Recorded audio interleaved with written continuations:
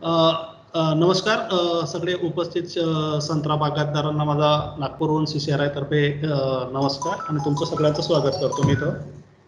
Actually sorry मी थोडं late इथं join व्हायला थोडा उशीर झाला कारण नागपूरमध्ये मागच्या 1.5-2 तासापासून फार मुसळधार पाऊस सुरू आहे आणि इंटरनेट कनेक्शन फार वीक होतं.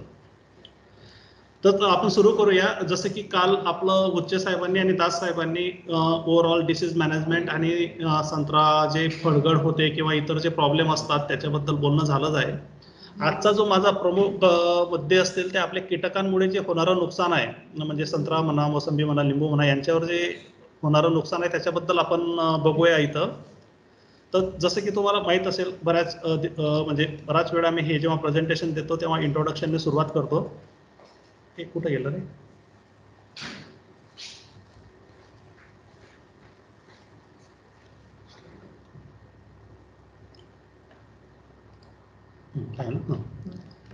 मॅडम मध्ये सांगत चला बरं, जर आवाज येत नसेल, पुढची स्लाइड जात नसेल. आता मी सेकंड स्लाइड वर मूव्ह झालोय. दिसते का सेकंड स्लाइड? हा हो दिसते सर, सेकंड स्लाइड दिसते. हा ठीक आहे. तो बघा, जसं की आपण प्रत्येक पिकांवर कीड येत असतात आणि प्रत्येक कीड जी असते ती नुकसान करत नाही. तर आपल्या संत्रा मोसंबीमध्ये जर बघायचं असेल तर जवळपास जागतिक लेवलला 250 पेक्षा कीड जे असतात, कीटक जे असतात ते आपल्या संत्रा, मोसंबी, लिंबू, हे जे लिंबू वर्गीय फळपीक आहेत त्याच्यावर आढळून आले आहेत. तर 250 पैकी जर आपण विचार केला भारताच्या बाबतीत तर फक्त 17 ते 18 जे कीटक आहेत तेच फक्त आपल्याला नुकसान, म्हणजे आपल्या पिकांना नुकसान पोहोचवतात आणि त्याच्यामुळे आपल्या पिकांची हानी होते. की आणि हे कीटक जे आहेत आपले 17-18, त्याच्यामध्ये पण जर आपण वर्गवारी केली तर पहिली वर्गवारी असते रस टोचणारे कीटक. त्यांना आपण सकिंग पेस्ट म्हणतो. जे आपल्या पानं जे असतात, नवीन पालवी जी असते किंवा जे स्टेम असतात त्याच्यातनं ते रस शोषण करतात, त्यांना आपण सकिंग पेस्ट म्हणतो किंवा रस शोषणारे कीटक म्हणतो. त्याच्यात सगळ्यात प्रमुख जे कीटक असतात आपली काळी माशी, पांढरी माशी, त्यानंतर सिट्रस सिला, ॲपिड, थ्रिप्स आणि मिलीबग. हे जे 6 कीटक असतात ते रस शोषण करून आपले झाडाची वाढ खुंटवतात किंवा पानगळ होते. दुसरा जो प्रकार असतो पाने खाणाऱ्या अळ्या, पाने पोखरणाऱ्या किंवा पाने खाणाऱ्या अळ्या. त्याच्यात जे असतात सगळ्यात महत्त्वाचं म्हणजे सिट्रस लीफ मायनर. याला आपण मराठीत नागअळी म्हणतो आणि ती जवळपास वर्षभर आढळून येते. दुसरा प्रकार असतो सायट्रस बटरफ्लाय, म्हणजे आपण त्याला लेमन बटरफ्लाय पण म्हणतो. ती सहसा म्हणजे हा जो कीटक जरी आपल्या लिंबूवर्गीय फळांवर येत असला पण नर्सरीचे छोटे आपले जे झाडं असतात त्याच्यावर ही प्रामुख्याने जास्त प्रमाणात आढळून येते आणि नुकसान तिथं जास्त होतं ॲज कम्पेअर टू आपल्या बगीच्यांपेक्षा. आणि हा लीफ फोल्डर जो हा म्हणजे वन्स इन अ वाईल, म्हणजे 2-3 वर्षांनी एकदा त्याचा उपद्रव झाला तर झाला, नाही तर हा काही एवढा मोठा कीटक नाही. तिसरी जी वर्गवारी आहे ती फळांवर येणारे कीटक. फळांवर येणाऱ्या कीटकांचा जर आपण अभ्यास केला त्याच्यात सगळ्यात महत्त्वाचा कीड जी आहे ती फ्रूट सकिंग मॉल, जी फळांना पंक्चर करते आणि त्याच्यामुळे फळगळ होते. आणि दुसरी फळमाशी, त्याला आपण फ्रूट फ्लाय म्हणतो. आणि तिसरं म्हणजे माइट्सचं पण म्हणजे वर्षभर ते वातावरण जर त्यांना पोषक असलं तर त्याचा प्रादुर्भाव प्रामुख्याने आढळून येतो.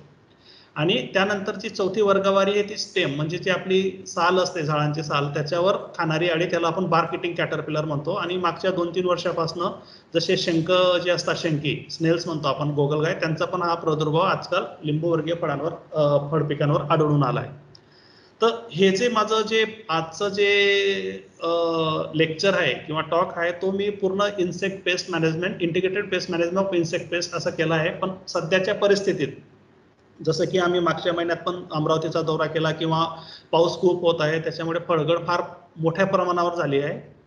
उच्च साहेबांनी पण फळगळ होण्यासाठी जे वेगळे कारण असतात ते कालच्या त्यांच्या लेक्चर व्याख्यानात झाले कव्हर केले असणार. त्यानंतर दास साहेबांनी जे रोगांमुळे जे फळगळ होते त्याच्याबद्दल पण बोलले असणार. तिसरं जे फळगळ होण्याचं एक कारण असतं ते कीटक असतात. तर कीटकांमुळे जी फळगळ होते ती जवळपास 13 ते 17% पर्यंत होते. आणि ती फळगळ एक टिपिकल, म्हणजे त्याच्यासाठी एक फळगळ ती आपल्याला लगेच ओळखता येऊ शकते. तर आपण फक्त फळगळबद्दल पहिले बोलूया. तर त्याच्यात सगळ्यात फळगळला जे कारणीभूत आहेत, म्हणजे जे रोग आणि जी फिजिओलॉजिकल जी फळगळ असते त्याच्यानंतर जी आत्ता जी फळं मॅच्युअर्ड आली, जेव्हा परिपक्व होतात हार्वेस्टिंगच्या आधी, त्याच्यामुळे हा रस शोषणारा कीटक आणि फळमाशी याच्यामुळे प्रामुख्याने फळगळ होते. आणि नंतर माइट्समुळे फळगळ सहसा होत नाही. तर हा जो रस शोषणारा कीटक आहे त्याला आपण पतंग म्हणतात. तर याच्यामुळे जी फळगळ होते याला आपण व्यवस्थापन करताना आपल्याला एक अडचण अशी असते की याची जी अंडी अंडी घालण्यापासून तर कोश तयार होण्यापर्यंतची जे जीवनचक्र असतं ते पूर्ण जंगलात होतं. जंगलात म्हणजे ह्याची जे जीवनचक्र असतं अंडी घालण्यापासून तर कोश होण्यापर्यंत ते पूर्ण जे जीवनचक्र असतं ते आपल्या बगीच्यांमध्ये होत नाही. ते वेगळ्या प्रकारचे वेल असतात, जसं वासन वेल म्हणा, चांदवेल म्हणा, गुळवेल म्हणा, याच्यावर हा जो रस शोषणारा पतंग असतो तो आपली उपजीविका करत असतो. आणि जो पतंग तयार होतो कोश नंतर, तो पतंग आपल्या बगीच्यांमध्ये फळांवर तेव्हाच येतो जेव्हा आपले फळं परिपक्व होतात. म्हणजे जेव्हा हिरव्या कलरपासून पिवळा कलर जेव्हा धारण करतात फळं, तेव्हा हा कीटक येतो. जेव्हा त्याला साखरेचं प्रमाण पण थोडं वाढलेलं असतं आपल्या फळांमध्ये, तेव्हा हा कीटक येतो. पण आता पावसाळा खूप झाला, जवळपास याचा उपद्रव असतो जेव्हा पाऊस पडतो तेव्हा जमिनीतनं याचे पतंग बाहेर येतात जंगलातनं, आणि फळ जर त्याच्या पोषक असेल तर ते पंक्चर करून त्याच्यातनं रस शोषण करतात. सध्या आपण जर बघितलं मागच्या बऱ्याच दिवसापासून, पहिला जून जुलैमध्ये पाऊस येऊन गेला, मध्ये खंड पडला, आता पाऊस झाला. तर जसं की आम्ही आमच्या काटोल नरखेड इकडचा जो जवळचा एरिया आहे किंवा आमचे जे संस्थेचे जे एक्सपेरिमेंटल फार्म आहेत, परिक्षेत्र आहेत, त्याच्यात आम्ही बघितलं याचा प्रादुर्भाव यावर्षी फार म्हणजे 2 ते 3% आहे. जनरली हा सप्टेंबर ऑक्टोबरमध्ये येतो, पण यावर्षी फार कमी प्रमाणात आहे, कारण पाऊस खूप झाल्यामुळे याचे इमर्जन्स फार कमी आहे. तर याच्यासाठी अडचण आपली हीच असते की आपल्याला त्याची अंडीपासून कोषपर्यंत जीवनचक्र बाहेर काय चालू आहे ते कळत नाही. पण जेव्हा आपल्याकडे पतंग येतो तेव्हा आपण त्याचं मॅनेजमेंट बद्दल विचार करायला हवा. की जसं मी मगाशी सांगितलं, हे जे वेल असतात हे जंगलात असतात, जवळपास आपले बांध असतात बगीच्यांचे त्याच्यावर पण असतात. जसं की आम्ही आता काही मागच्या 2-3 वर्षापासून जेव्हा आम्ही भेटी देतो वेगवेगळ्या बगीच्यांना, शेतकरी बांधवांच्या बगीच्यांना, तर बरेच जे शेतकरी बांधव असतात त्यांचे जे झाडं असतात संत्रा किंवा मोसंबी, त्याच्यावर सुद्धा हे वेल आढळून येतात. तर हे कृपया करून हे वेल जर आपल्या गुळवेल म्हणा, चांदवेल म्हणा किंवा वासनवेल हे जर आपल्या बगीच्यांमध्ये असतील किंवा बांधांवर असतील किंवा बांधांवरच्या जे झाडांवर जर असतील तर आपण कृपया करून त्यांना काढून घ्यावं. नाही तर काय होतं, याचं जीवनचक्र आपल्या बगीच्यामध्ये किंवा बांधावरच होतं आणि त्याच्यापासून जो पतंग तयार होतो तो परत आपल्या फळांवर येऊन नुकसान पोहोचू शकतो. त्याकरता आपण आपलं बगीच्यांच्या आजूबाजूला जर अवतीभोवती जर हे असतील वेल, ते चांदवेल, गुळवेल, वासनवेल हे काढून घ्यावे कृपया करून.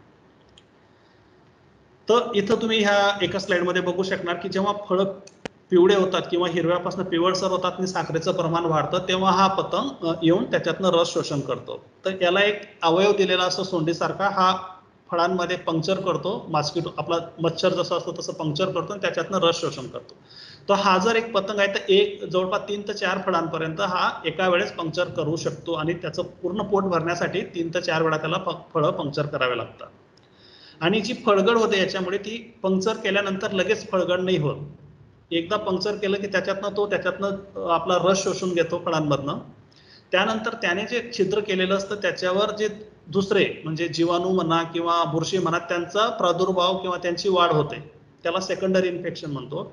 आणि ते सेकंडरी इन्फेक्शन झाल्यानंतर जेव्हा फळ सडायला लागतं तेव्हाच ते फळ खाली पडतं. आणि ते जर फळ तुम्ही दाबून बघितलं तर त्याच्यामधून असं पिचकारीसारखा रस बाहेर येताना दिसतो. जिथं आपण पंक्चर झालेला असतो तिथून तो पिचकारीसारखा रंग आपला जो रस असतो, फळांचा रस, तो बाहेर येताना दिसतो. हा संत्रा रस शोषणाऱ्या कीटांमुळे झालेला प्रादुर्भाव आपल्याला सहजासहजी अशा प्रकारे जर आपण फळ दाबून बघितलं तर आपल्याला ओळखता येऊ शकतो. आणि एकदा जर याने प्रादुर्भाव केला तर हे फळगळ होण्यासाठी जवळपास 6 ते 7 दिवस लागतात. म्हणजे 6व्या ते 7व्या दिवशी हे फळ झाडावरनं खाली पडतं. आणि जी फळगळ होते ती अचानक नाही होत. एका झाडावर जर त्याने 3-4 पंक्चर केले असेल 3-4-5 फळं पडू शकतात. प्रादुर्भाव जर जास्त असेल तर जास्त होऊ शकतो. तर राहिली गोष्ट याची मॅनेजमेंटची. मी जसं की सांगितलं की याची जी जीवनचक्र आहे ऑलमोस्ट म्हणजे 90% जे त्याचं जीवनचक्र असतं ते बांधावर किंवा जंगलांमध्ये होतं. त्याच्यामुळे आपल्याला त्याचं नियोजन करण्यासाठी फार मोठं ऑप्शन नसतात, म्हणजे उपाय नसतात. तर आपण फक्त हा पतंग जेव्हा आपल्या बगीच्यांमध्ये येतो तेव्हाच आपल्याला त्याला रोखता येऊ शकतं किंवा त्याला पळून लावता येऊ शकतं. इथं तुम्ही बघू शकतात हे जे त्यांचे पतंग असतात, 2 प्रकारचे पतंग आहेत हे. आणि हे जे मोसंबीचे फळं आहेत त्यांना तुम्ही बघू शकता पंक्चर केलेलं आहे आणि त्याच्यानंतर ते सेकंडरी इन्फेक्शनने असा पांढरा चट्टा पडलेला आहे आणि मध्ये एक छिद्र आहे. तर हा एकदम म्हणजे टिपिकल सिम्पटम्स आहे फळ शोषणाऱ्या कीटकांमुळे, पतंगांमुळे झालेला. आणि असे फळं खाली येऊन पडतात. तर त्याला रोखण्यासाठी आपल्याकडे, जसं मी मगाशी पण सांगितलं, ऑप्शन फार कमी आहेत. आणि ही जी अवस्था असते फळांची, हा जेव्हा कीटक आपल्या बगीच्यांमध्ये फळांवर जेव्हा येतो तेव्हा आपण फवारणी करू शकत नाही, कारण काही दिवसांनी आपलं फळ बाजारात जाऊ शकतं. त्याकरता शासनाने याच्यावर कुठलंही इन्सेक्टिसाइड फवारण्याची परवानगी दिलेली नाही किंवा शिफारस केलेली नाही. तर त्याकरता आपण काय करू शकतो की हा फळ असतो याची एक म्हणजे जे तुम्ही जर थोडं पतंग म्हणजे फुलपाखरू आणि पतंग यांच्यातला जर फरक बघितला तर फुलपाखरू आपल्याला दिवसाला दिसतात आणि जे पतंग जे मॉथ म्हणून एक वर्गवारी आहे त्याला लेपोडोरम टेस्ट म्हणतात, हे रात्रीच्या काळी ऍक्टिव्ह असतात. नॉक्टर्नल म्हणजे नॉक्टर्नल रात्रीच्या काळी ते ऍक्टिव्ह असतात आणि रात्रीच्याच वेळी ते फक्त आपल्या फळांना नुकसान करतात. जसं की तुम्ही जर बगीच्यांमध्ये जर जात असणार आणि व्यवस्थित निरीक्षण करत असणार किंवा बघितले असणार, जनरली आपण तर सहसा संध्याकाळच्या वेळेस किंवा रात्रीच्या वेळेस बगीच्यांमध्ये नाही जात, त्यामुळे याचा अटॅक आपल्याला सहजासहजी दिसणार नाही. 5-6 दिवसांनी जेव्हा थोडेफार फळं पडलेले असणार तेव्हा आपल्याला कळतं की हा फ्रूट सकिंग मॉथचा अटॅकमुळे आपल्या बगीच्यांना नुकसान पोहोचलं आहे. तर हा जो आहे जनरली संध्याकाळी जेव्हा आपण सूर्यास्त होतो त्यानंतर 6 ते 7च्या दरम्यान हे आपल्या फळांमध्ये फळबागेमध्ये येणं यांचं चालू होतं, कारण रात्रीच्या काळी ते सक्रिय असतात. त्याच्यानंतर त्यांना जर पोषक असं फळ मिळालं, सगळ्या फळांना ते पंक्चर करत नाही, ते आपल्यापेक्षा हुशार असतात, त्यांना कळतं की या फळांमध्ये साखरेचं प्रमाण जास्त असेल, त्याच फळांना ते पंक्चर करतात आणि साखरेचं प्रमाण तेव्हाच वाढतं जेव्हा आपलं फळ हिरव्यापासून पिवळं होणं सुरू होतं. त्यानंतर हे पंक्चर केल्यानंतर 3 ते 4 फळांना पंक्चर करून त्यांची उपजीविका करतात. तर त्याच्यासाठी आपल्याला कंट्रोल काय करता येतो की आम्ही जे इथं मागच्या 5-6 वर्षापासून याच्यावर एक प्रोजेक्ट होता, त्याच्यावर वेगळे एक्सपेरिमेंट केले, कारण हा जो फक्त आपल्याला 2 ते 3 महिने वर्षातनं फक्त 2 ते 3 महिनेच आपल्याला याच्यावर काही करायचं असलं, एक्सपेरिमेंट करायचं असलं तर वेळ मिळतो.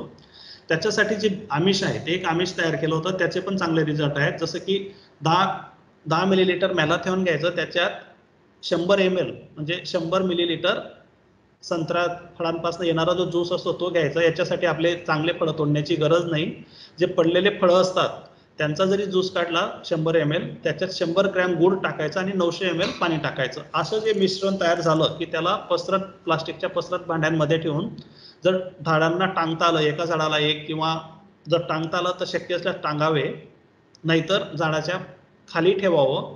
5 ते 6 झाडांच्या मध्ये एक असं आपलं हे भांडं ठेवायचं ज्याच्यात हे आपलं आमिष असेल. तर ह्या जो वास असतो गुळाचा आणि संत्रा ज्यूसचा, त्याच्यामुळे हे जे पतंग असतात ते आकर्षित होतात आणि त्याच्यामुळे कॉन्टॅक्ट पॉयझन मॅलाथॉन असल्यामुळे ते त्याच्यावर पडल्याने ते कॉन्टॅक्ट पॉयझनने मरण पावतात. तर असं आपण त्यांना अट्रॅक्ट करून मारू शकतो. जसं की आपण कीटकनाशक फवारणी करता येऊ नाही शकत, पण जसं की आपलं फळाचा कलर हिरव्यापासून जेव्हा पिवळा होणं सुरू होतं तेव्हा जर आपण नीम ऑइलचा 1% म्हणजे 10 ml पर लिटर किंवा 100 लिटर 10 लिटरला जर आपण टाकलं, किंवा एक आजकाल मिनरल ऑइल पण मिळतं, हॉर्टिकल्चर मिनरल ऑइल, ते 2%च्या हिशोबाने जर आपण 15 दिवसाच्या अंतराने तेवढ्या वेळेत परफेक्ट टाइमला जर आपण स्प्रेइंग केली तर याच्यापासून सुद्धा आपल्याला रस शोषणाऱ्या कीटकांना आपण त्यांना रिपेल करू शकतो, म्हणजे त्यांना आपल्या फळबागांमध्ये येण्यापासून प्रवृत्त करू शकतो. तर हे 2 मॅनेजमेंट स्ट्रॅटेजीज झाले. आणि तिसरी एक असते की आपण जर आपल्या याला म्हणजे संध्याकाळच्या वेळेस जर आपल्या बगीच्यांमध्ये धूर केला तर त्याने सुद्धा आपण हे पतंगांना पळवून लावू शकतो. सगळ्यात महत्त्वाचं म्हणजे आता हे जे फ्रूट सकिंग मॉथने म्हणा किंवा फळमाशीने जे फळं गळलेले असतात ते आपण गोळा करून घ्यावे. बरेचसे शेतकरी बांधवांना वाटतं की हा विनाकारण एकदा फळ खाली पडलंय तर आपलं नुकसान तर झालंच आहे, तर यांना उचलून परत अजून मजूर लावून कशाला एकत्र करून मजुरी वाया घालवायची किंवा अजून पैसे वाया घालवायचे. तर तसं न करता हे फळं वेचून घ्यावे आणि यांना बांधावर न टाकता त्यांना गड्डा खोदून पुरून द्यावे किंवा जर शक्य असले तर जाळून टाकावे. याचं कारण हे आहे की हे जे फळं असतात यांच्यापासून तो वास असतो सडलेल्या फळांचा, जसं की आपण आमिष फळांचा आणि गूळ टाकूनच केलंय, तर तसं हे जे फळांचा जो वास येतो त्याच्यामुळे सुद्धा फळमाशी आणि हा रस शोषणारा पतंग आकर्षित होतो. त्याकरता हे पडलेले फळं आठवड्यातनं ऍटलिस्ट 1 ते 2 वेळा गोळा करून त्यांना आपण एक तर जमिनीत गड्डा खोदून पुरून द्यावे, नाही तर जाळून टाकावे. आणि दुसरं असतं जसं की मी आता सांगितलं की जे अर्धवट जे हिरवं गवत असतं आणि अर्धवट वाढलेलं ते गवत जर आपण त्याचा धूर केला संध्याकाळी 5-6च्या दरम्यान शेतांमध्ये, तर ह्या म्हणजे झाडाच्या खाली न करता बांधांवर केला तर ह्या धूळने सुद्धा आपण ह्या रस शोषणाऱ्या कीटकांना आपण पळवून लावू शकतो. आणि सगळ्यात महत्त्वाचं मी मगाशी सांगितल्याप्रमाणे त्याचे जे होस्ट आहेत गुडवेल, चांदवेल किंवा वासावेल यांना आपण आपल्या शेताच्या बांधांवरनं किंवा झाडांवर जर असेल तर त्यांना आपण काढून टाकणं फार गरजेचं असतं. आणि आपल्या शेतातनं नाही, जसं की मी आता सांगेल फळमाशी म्हणा किंवा आपला रस शोषणारा कीटक म्हणा, कुठलंही जर आपल्याला करायचं असेल, जसे ट्रॅप लावायचे असतील किंवा हे जर वेल काढायचे असतील, तर पूर्ण गावात जर 10 बगीचे असतील सगळ्यांनी जर ते केलं तर म्हणजे त्याचा फायदा जास्त प्रमाणात होईल. तुलनेने जर एका शेतकऱ्यानेच त्याचं फक्त फळबाग क्लीन ठेवली बाकीच्यांनी नाही ठेवली तर ते ब्रीडिंग ग्राउंड असू शकतं या कीटकांना. त्याकरता एक आपली एक चळवळ पाहिजे की त्याच्यानुसार हे आपले सगळे जे वेल असतील किंवा ट्रॅप असतील एका गावात किंवा पूर्ण बगीच्यांमध्ये लावले तर याचं मास ट्रॅपिंग घेऊन मोठ्या प्रमाणावर आपण त्यांना मारू शकतो. जसं की आमच्या 3-4 वर्षापासून आम्ही एक टेक्नॉलॉजी ट्रायल घेतली. आमच्या संस्थेच्या जे फार्म असतात म्हणजे जे बगीचे त्यांच्यावर पण घेतली आणि नंतर हे सुसुंद्री आणि 2-3 जे खेडे आहेत तिथं नरखेड आणि काटोलच्या इथं शेतकरी बांधवांचे तिथं जाऊन पण आम्ही आमच्या ट्रायल रिपीट केल्या 2 वर्ष सलग 2 वर्ष की आपले जे रिझल्ट आहेत ते तिथं रिपीट होतात का नाही आणि ते अतिशय उत्तम प्रकारे ही टेक्नॉलॉजी आहे. त्याच्यात जसं की आता ॲसिपेट आणि फोरेट म्हणजे बॅन करण्यासाठी प्रपोज केलंय आणि बॅन होईल सुद्धा. तर फोरेट आणि ॲसिपेटचा जो वास असतो तो स्ट्रॉंग वास असतो त्याने सुद्धा झाडांवर पिकांवर न फवारता आपण जर या 10 ग्रॅम फोरेट किंवा ॲसिपेटच्या जर आपण कपड्याच्या थोड्या थैल्या बनवल्या आणि त्यात जर एका झाडाला 2 म्हणजे विरुद्ध दिशेने जर बांधल्या तर या वासाने सुद्धा आपल्याला या रस शोषणाऱ्या कीटकांना पळवून लावू शकतो. जर हे ॲसिपेट शक्य नसेल तर जसं की मी मगाशी सांगितलं नीम ऑइलचा किंवा पेट्रोलियम स्प्रेचा जर आपण 1% आणि 2%चा जर स्प्रे घेतला 15 दिवसाच्या अंतराने जेव्हा आपलं कलर चेंज होतो तेव्हा तर याने सुद्धा आपल्याला बऱ्याच प्रमाणे आपल्याला हे रस शोषणाऱ्या कीटकांपासून होणारा फळदोरापासून आपल्या फळबागेचा बचाव करता येऊ शकतो. आणि ह्या टेक्नॉलॉजीमध्ये जवळपास म्हणजे जे फळगळ होती फ्रूट सकिंग मॉथमुळे ती जवळपास 60 ते 70% प्रमाणात कमी झाली दोन्ही ट्रायलमध्ये. तर हा एक फळ रस शोषणारा जो पतंग असतो त्याच्याबद्दल आपण पाहिलं. दुसरं जे कारण असतं फळगळसाठी ते फळमाशी. जसं की आपल्याला बऱ्याच दिवसापासून आपण तुमचे बगीचे असणार तुम्हाला माहीतच असेल फळमाशीमुळे सुद्धा फार मोठ्यावर नुकसान होतं. पण आपण काय चूक करतो आम्ही जे सांगतो म्हणजे शेतकरी बांधवांना जेव्हा आम्ही सांगतो बऱ्याच वेळा असं आढळून येतो की आपण बऱ्याचशा गोष्टी निष्काळजीपणा किंवा काही आपल्या हातून चूक होत असतात. तर ती सगळ्यात पहिली चूक म्हणजे आम्ही बऱ्याच बगीच्यांमध्ये जेव्हा जातो तर मागच्या वर्षाचे काहीतरी हे जे सापळे असतात ते लावलेले असतात. एकदा सापळा लावला म्हणजे तर काढायचा नाही असं आपल्याला वाटतं. सापळा लावला म्हणजे कंदील सारखा की आपली फळमाशी आपल्या बागेत कंट्रोल होऊन जाईल पण तसं शक्य नसतं. फळमाशीचा जो सापळा असतो तो आपल्याला दरवर्षी व्यवस्थित लावायचा आणि त्याच्यामधले जे लूर असतात म्हणजे जे मिथाइल युजोनॉलने जे कोटिंग केलेलं जे लाकडाचा तुकडा असतो तो दर 20 दिवसांनी आपण त्याला चेंज करायला पाहिजे.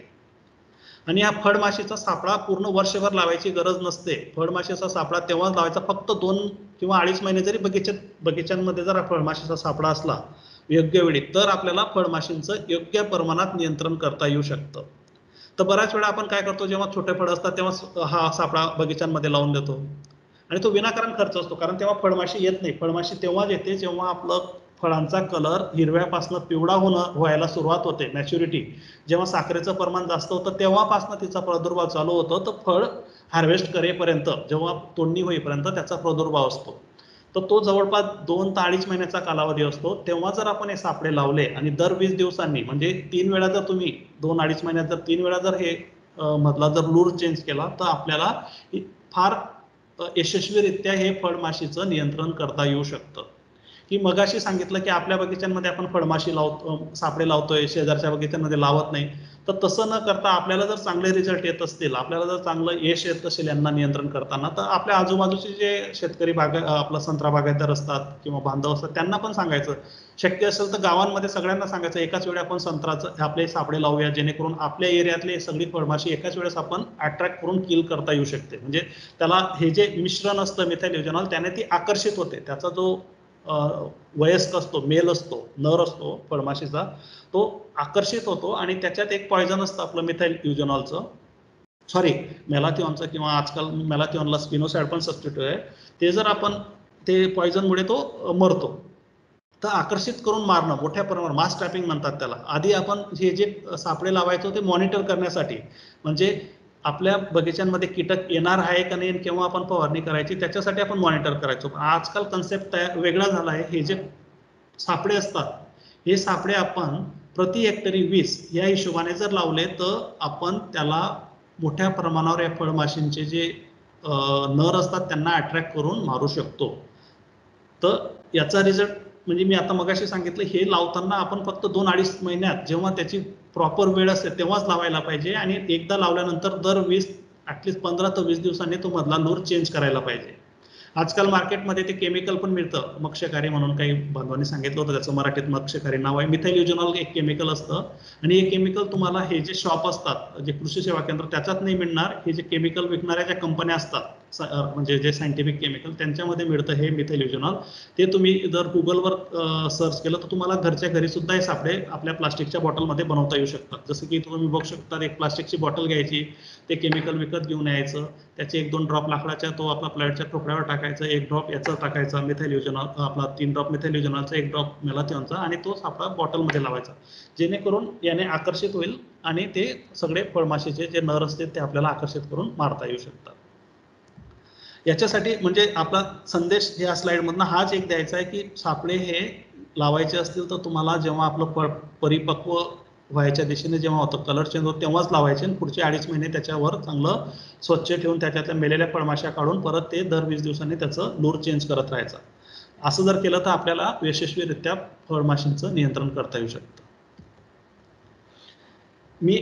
आपल्याकडे भरपूर इन्सेक्ट पेस्ट आहेत. सध्या मी यांच्यावर जास्त भर देतोय, रस शोषणारे कीटक, फळमाशी आणि माइट्स. कारण आता सध्या जे आपल्याला जो बहार आला आहे आंब्याचा, त्याच्यावर याचा प्रादुर्भाव आढळून आला आहे. कारण मागच्या 2-3 महिन्यापासून सतत पाऊस सुरू आहे. मध्ये फार मोठ्या प्रमाणावर पाऊस बंद झाल्यानंतर, खंड पडल्यानंतर तापमान पण वाढलं होतं. तर हा जो कोळी असतो, माइट्स असतो, त्यांचा पण प्रादुर्भाव आता सध्या वाढून आला आहे. तर माइट्स कंट्रोल करताना जसं आपण सेट्रसेलासाठी जेव्हा आपली फळधारणा होते तेव्हा जर आपला एक सिस्टमिक आंतरपर्वयी इन्सेक्टिसाइड सोबत जर माइटीसाइडचा, कोळीनाशकाचा जर 2 फवारण्या झाल्या आणि 2 सिस्टमिकच्या आंतरपर्वयी, तर आपल्या बगीच्यांमध्ये हे माइट्सपासून येणारा जो प्रादुर्भाव आहे तो फार मोठ्या प्रमाणात, जवळपास 70-80% आपण कमी करता येऊ शकतो. कारण हा माइटचा प्रादुर्भाव स्टार्टिंगला होतो, नंतर तो वाढत जातो आणि जसं तापमान वाढलं, पोषक वातावरण झालं, तेव्हा परत याचा प्रादुर्भाव उफाळून येतो.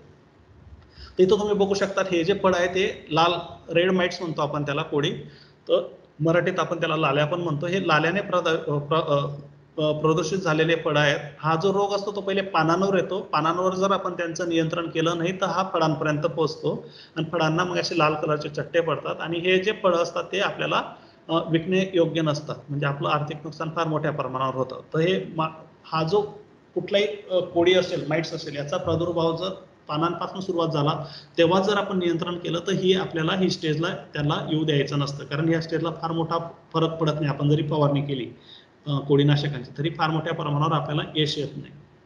आणि हे एक लक्षात ठेवायचं, बऱ्याच वेळा आता बरेचसे जे आता तुम्ही म्हणजे जे ऐकतायत, माझं जे लेक्चर ऐकतायत, बऱ्याच लोकांना माहित असेल की कीटकनाशक आणि कोळीनाशकांचा फरक, पण बरेचसे जे शेतकरी बांधव आमच्याकडे येतात त्यांना आतापर्यंत कोळीनाशक काय असतं हे सुद्धा माहित नाही.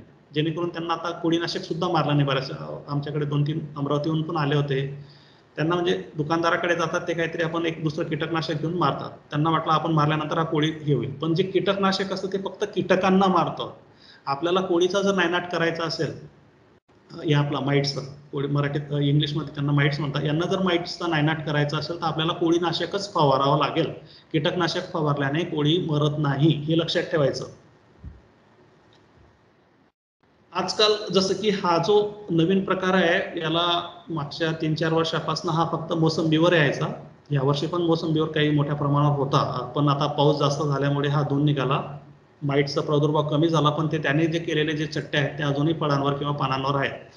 याला ग्रीन माइट्स म्हणतो. हा ग्रीन माइट्स पण मागच्या 3-4 वर्षापासून मोसंबींवरनं आता संत्र्यावर येऊ शकतो. तर ज्यांच्याकडे मोसंबीचा बाग असेल त्यांनी कृपया आपल्या आजूबाजूचे संत्रा शेतकऱ्यांच्या भल्यासाठी आपल्या याच्यावर ग्रीन माइटचा प्रादुर्भाव आत्ताच रोखला पाहिजे. परत हा मोसंबीवरनं जर संत्र्यांवर गेला तर अजून एक आपल्याला नवीन म्हणजे आपल्यासाठी एक अडचण तयार होईल. लाल्याचा तर प्रादुर्भाव आहे, हा ग्रीन माइटचा. जर आता ग्रीन माइट्समुळे काय होतं, हा पहिले पानांवर येतो. पानांवर जर आपण त्याला नियंत्रण केलं नाही तर हा नंतर फळांवर येतो आणि फळांवर इथं बघू शकता तुम्ही असे डाग पडतात. याचा मोसंबीवर फार मोठ्या प्रमाणावर याचा प्रादुर्भाव मराठवाड्यामध्ये आढळून येतोय मागच्या 2-3 वर्षांपासून. जेव्हा तापमान वाढतं, खंड पडला पावसाचा, तापमान वाढायला सुरुवात झाली, तेव्हा हा माइटचा प्रादुर्भाव फार मोठ्या प्रमाणावर होतो. तर हे जे जर नियंत्रण करायचं असेल तर आपल्याकडे सगळ्यात महत्त्वाचं म्हणजे आपले जे झाडं असतात त्यांना व्यवस्थित, आता पाऊस येतोय पण जेव्हा पाऊस नसेल तेव्हा त्यांना आपण चांगल्या पद्धतीने पाणी द्यावं, गरजेनुसार पाणी द्यावं, जेणेकरून झाडांवर स्ट्रेस येऊ नये आणि जास्त तापमान असल्यावरच हा कीटक येतो. जेव्हा आम्ही म्हटलं की मध्ये पावसाचा जेव्हा खंड पडला तेव्हा याचा प्रादुर्भाव वाढून आला. याच्यासाठी जर आपण केंद्र सरकारच्या जे कीटकनाशक बोर्ड असतात, कमिटी असते, त्यांनी जी शिफारस केली आपल्या लिंबू वर्गीय फळांसाठी, ती फक्त डायकोफॉल आणि वेटेबल सल्फरची शिफारस आहे. पण आम्ही आमचे जे बगीचे आहेत, आमचं जे एक्सपेरिमेंटल फार्म आहे, त्याच्यावर वेगवेगळ्या ट्रायल घेत असतो आणि त्याच्यानंतर हे जे शिफारस केलेले जे वेटेबल सल्फर आणि डायकोफॉल व्यतिरिक्त जे नवीन मायटीसाइड आहेत, जसं की प्रोपारगाइट म्हणा, स्पायरोमेसेपेन म्हणा, हे जे कोळीनाशक आहे हे फार प्रमाणाने प्रभावशाली आहे माइट्स कंट्रोल करण्यासाठी. तर इथं दिलेलं आहे जसं की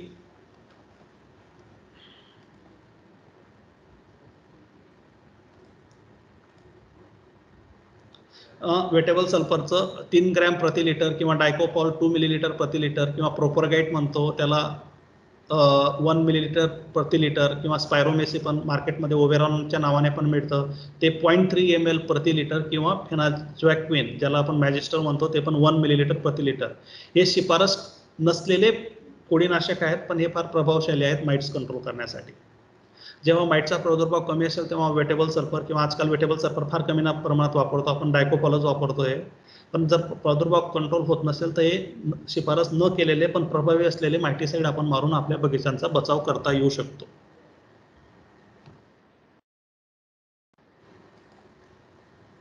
हां, तर हे जे आपण जे 3 कीटक होतं, सगळ्यात महत्त्वाचं जे रस शोषणारा कीटक आणि एक फळमाशी, हे जे फळगटसाठी कारणीभूत असतात त्याच्याबद्दल आपण माहिती करून घेतली. आणि नंतर माइट्सचा जो प्रादुर्भाव असतो तो सध्या आता हा पाऊस बंद झाल्यावर जेव्हा ऑक्टोबर हिट येईल, जो भाद्रपद नंतर भाद्रपदचं जे ऊन पडतं त्याच्यामध्ये हा माइटचा प्रादुर्भाव येऊ शकतो. तर जर पावसाने आता बंद झाला तर मायटीसाइड कृपया करून एक फवारणी लवकरात लवकर घ्यावी, जेणेकरून जे माइटचा जो प्रादुर्भाव असेल छोट्या मोठ्या प्रमाणात तो आपल्याला पुढे न वाढता त्याला आपल्याला नियंत्रणात आणता येऊ शकतो. दुसरी जी वर्गवारी आहे कीटकांची ती आहे रस शोषणारे कीटक, त्यांना आपण इंग्लिशमध्ये सकिंग पेस्ट म्हणतो. त्याच्यात सगळ्यात महत्त्वाची काळी माशी, ज्याने आपण जास्त प्रमाणात जर काळ्या माशीचा प्रादुर्भाव झाला तर कोळशी हा एक प्रकार आपल्या बगीच्यांमध्ये आढळून येतो. दुसरी पांढरी माशी, तिसरा सिट्रस सायला, मावा, फुलकिडे आणि पिठ्या ढेकूण ज्याला आपण मिलीबग म्हणतो. तर आपण एक एक करून जाणून घेऊया.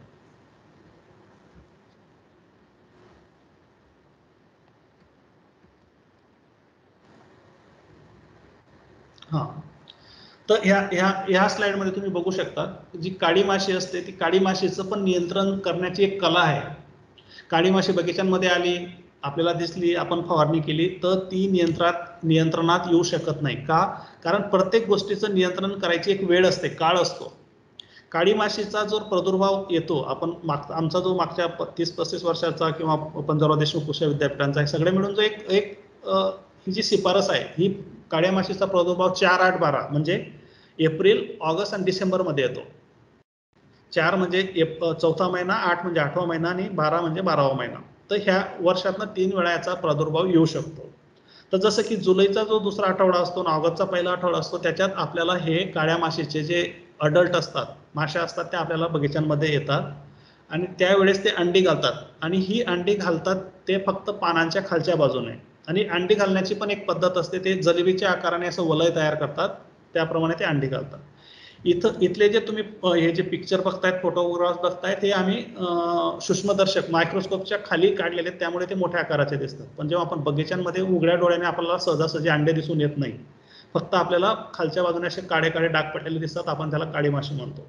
पण ते काळे डाग जे असतात ते त्याचे निम्स असतात, म्हणजे त्याचे जे पिल्लू असतात त्याचे काळे डाग असतात. ऍक्च्युली जे अंडे असतात ते पिवळ्या कलरचे असतात. आपल्याकडे जर भिंग असेल तर कुठलाही, आता जसं की आम्ही प्रत्येक लेक्चर किंवा ट्रेनिंगमध्ये शिफारस हीच करतो की आपल्याकडे जर बगीचा असेल तर आपल्याकडे काही गोष्टी असायला पाहिजेत, जसं की एक भिंग पाहिजे, लेन्स पाहिजे. लेन्सने आपल्याला हे बरेचसे जे कीटक आहेत लिंबूवर्गीय फळांवर येणारे, हे फार म्हणजे उघड्या डोळ्याने सहजासहजी दिसत नाही. आपल्याकडे जर भिंग असेल, लेन्स असतील तर आपण सहजासहजी त्यांना पाहून ओळखता येऊ शकतो की ही सिट्रसिलाचा अटॅक झाला आहे, ॲपिडचा अटॅक झाला आहे किंवा काळ्या माशीचा झाला आहे किंवा माइट्स आहे. माइट्स फार सूक्ष्म असतात, ते तर सहजासहजी आपल्याला डोळ्याने दिसून येऊ शकत नाही. त्याकरता जर भिंग असेल तर आपल्याला काही प्रमाणात माइट्सचा अटॅकचं आपल्याला एक ओळख करता येऊ शकते. तर जर नसतील तर घेऊन घ्या, 150-200 रुपयात मार्केटमध्ये मिळतात.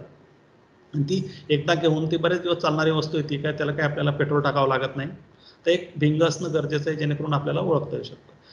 हे जी प्रत्येक जी अवस्था असते ओळखणं याच्यासाठी गरजेचं आहे, कारण मी मगाशी सांगितलं की योग्य वेळी जर आपण स्प्रे केला तरच आपल्याला यशस्वीपणे यांचं नियंत्रण करता येऊ शकतं. जसं की काळ्या माशीच्या बाबतीत जर म्हणायचं म्हटलं की पानाच्या खालच्या बाजूने अंडी घालतात आणि ही अंडी की याची जर जीवनचक्र बघितलं तर 105 दिवसापासून 135 दिवसांपर्यंत असतं, जवळपास 3 महिन्यापासून तर 4 ते 5 महिन्यांपर्यंत असू शकतं. त्याच्यावरनं तुम्हाला एक अंदाज येतो की एवढे दिवस ती आपल्या बगीच्यांमध्ये एक जीवनचक्र करू शकतो आणि वर्षातनं असे 3 जीवनचक्र होतात. जसं की मी सांगितलं 4, 8, 12 म्हणजे एप्रिल, ऑगस्ट आणि डिसेंबर. तर ही जेव्हा अंडी उगतात म्हणजे जेव्हा त्याच्यातनं एक पिल्लू बाहेर येतात त्यांना निम्स म्हणतो आपण, तेव्हा जर ते 50% अंडी हॅच होऊन त्याच्यातनं पिल्लू बाहेर येत आहेत किंवा तेव्हा जर आपण फवारणी केली तर आपल्याला जवळपास 90 ते 100% याच्यावर नियंत्रण मिळवता येऊ शकतं.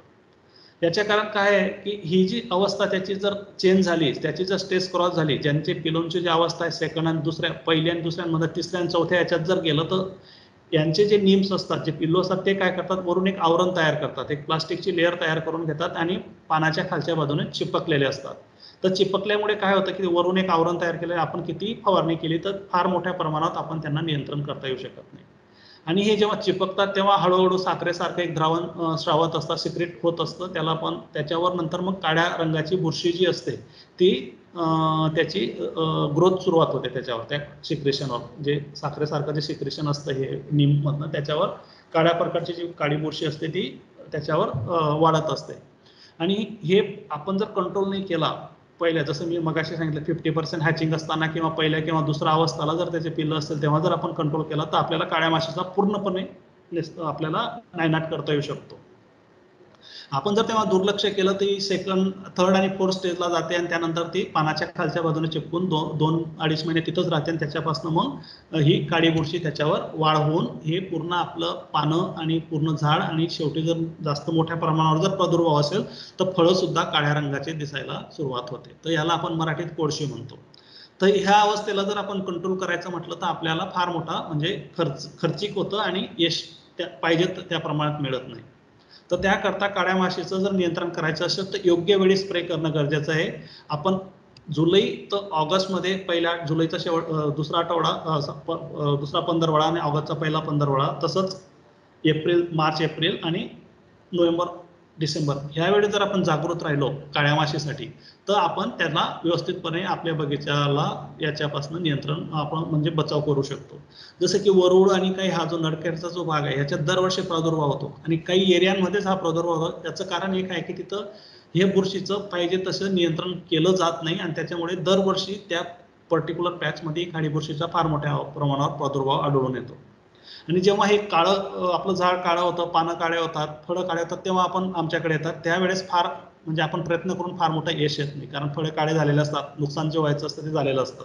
त्याकरता ह्या प्रत्येक कीटक म्हणजे काळी माशी नाही, कुठलीही जर कीटक असं यांचं जर योग्य वेळी नियंत्रण झालं तर आपल्याला त्यांचा प्रादुर्भाव मोठं म्हणजे त्याचा प्रादुर्भाव अजून वाढण्यापेक्षा त्याला योग्य वेळी नियंत्रण करणं गरजेचं असतं. तर जसं की जशी पांढरी माशी सांगितली, काळी माशी सांगितली, तशी एक पांढरी माशी पण असते.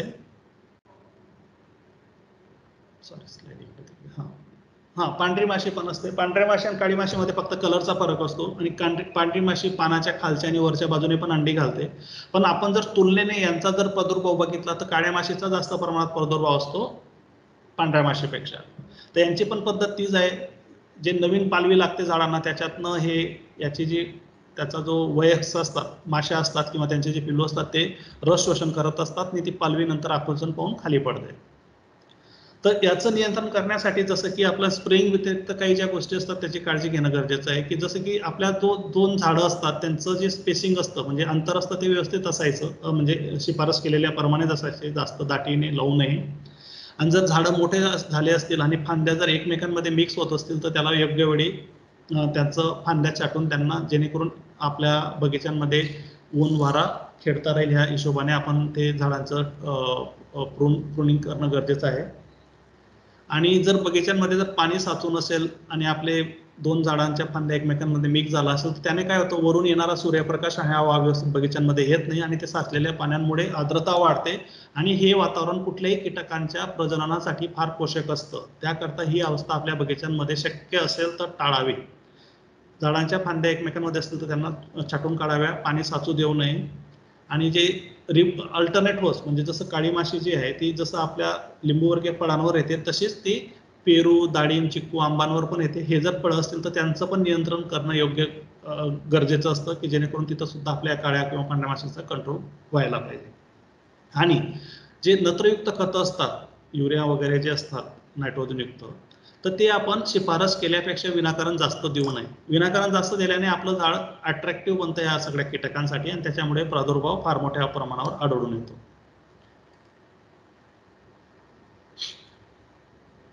ज्यांना काही शेतकरी बांधव असतील किंवा बागायतदार असतील ते जर ऑर्गॅनिक बगीचे असतील त्यांच्यासाठी, तर आपल्याकडे ऑर्गॅनिकचे 2च ऑप्शन आहेत. एक नीम ऑइल आणि हॉर्टिकल्चर मिनरल ऑइल, जे 1% आणि 2%ची स्प्रिंग, म्हणजे 10 ml प्रति लिटर नीम ऑइल आणि हॉर्टिकल्चर मिनरल ऑइल 20 ml प्रति लिटर या हिशोबाने जर आपण फवारणी केली तर आपल्याला हे अल्टरनेटिव्ह आहे केमिकलला.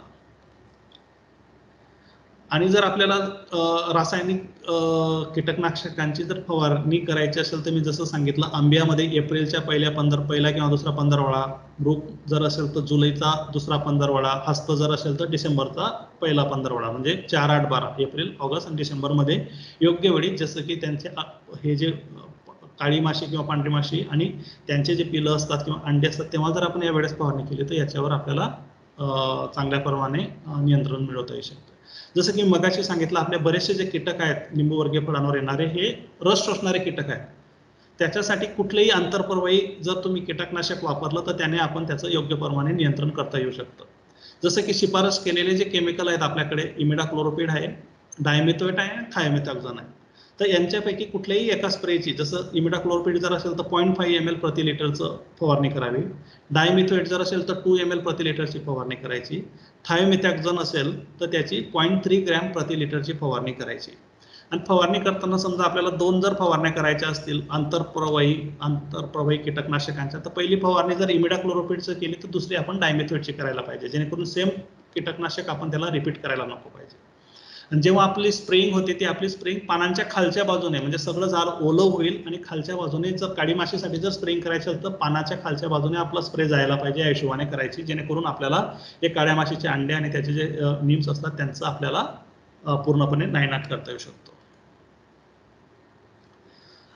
सायट्रससिला, जसं पांढरी माशी बघितली आपण, काळी माशी, त्याच्यानंतर सायट्रससिला. हा सायट्रससिला एक कीटक नसून आजकाल जो ग्रेनिंग नावाचा एक रोग येतो त्याला हा पसरवत असतो. जसं आपले मच्छर असतात, मॉस्किटो असतात, जे डेंग्यू किंवा मलेरिया जसं पसरवतात, तसाच हा जो कीटक आहे सायट्रससिला, हा ग्रेनिंग नावाचा रोग सुद्धा एका झाडांपासून दुसऱ्या झाडावर पसरायचं काम करतो.